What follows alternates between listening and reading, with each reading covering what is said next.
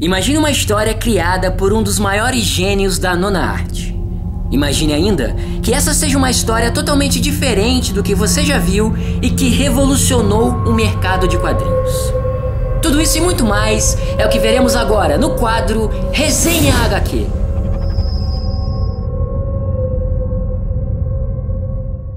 Século XIII, Japão feudal. Uma sociedade formada por tradições e costumes muito duros e severos. Um lugar com uma cultura bastante peculiar, onde a honra significava absolutamente tudo. Neste paradigma, a morte tem o peso da glória. Durante uma batalha contra um demônio chamado Agat, um samurai acabou perdendo seu mestre. O termo Ronin refere-se justamente a um samurai sem mestre. Em sua sede de vingança, Ronin busca uma espada para destruir o demônio. Ela é uma espada mágica, pois ao ser banhada pelo sangue de um homem honrado, é a única arma capaz de acabar com Agat. Assim, com essa espada em mãos, ele utiliza o próprio sangue para matá-lo e ambos são aprisionados nela. A partir disso, eles renascem em um futuro distópico no século XXI, em que os Estados Unidos é uma das potências remanescentes do conflito nuclear e que o mundo está tomado pelo caos.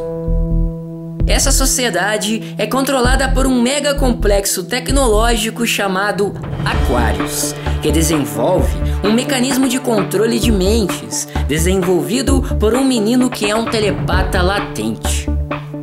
Aquarius encontra a espada mágica de Ronin e começa a produzir experimentos, fabricando armas através das almas aprisionadas nela. É neste contexto que o samurai e o demônio voltam à vida para a consumação de um conflito milenar. A metáfora é uma crítica ao corporativismo nipônico que ameaçava os Estados Unidos nos anos 80. As culturas japonesa e ocidental se fundem aqui.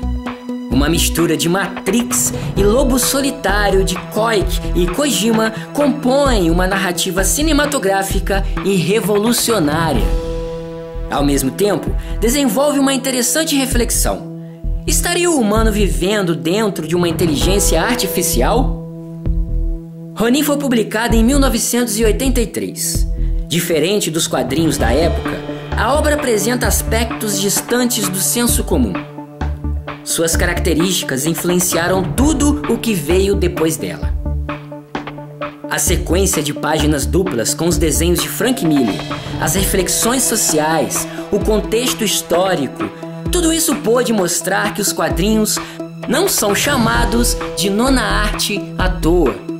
E também não é à toa que depois desse trabalho, Miller ultrapassou os limites da genialidade com Batman Ano 1 e Cavaleiro das Trevas. Ronin tem a essência da originalidade.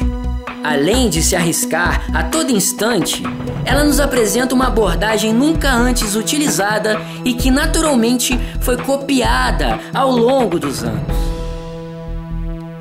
Frank Miller é conhecido por adotar em suas obras um ponto de vista político de direita.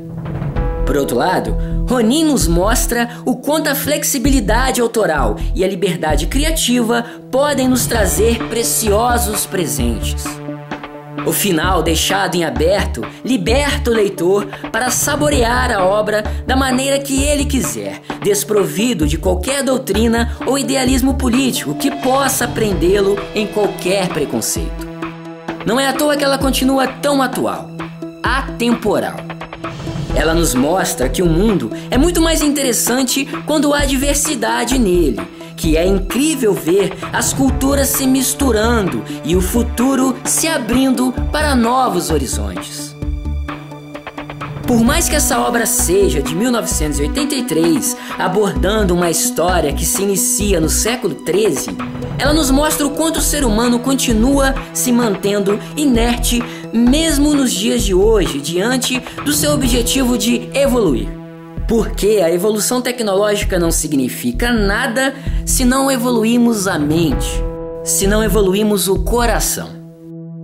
A ira dos dias de hoje é o demônio Agarth, que sempre sobrevive e divide os mundos.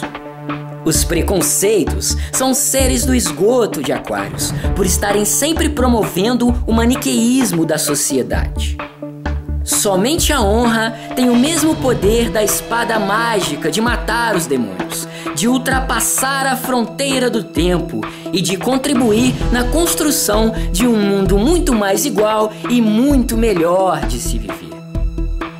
Ronin é um presente e também uma lição de vida, não só para nós, fãs de Frank Miller, como também para todos aqueles que acreditam que construções de muros protegem ao invés de dividirem.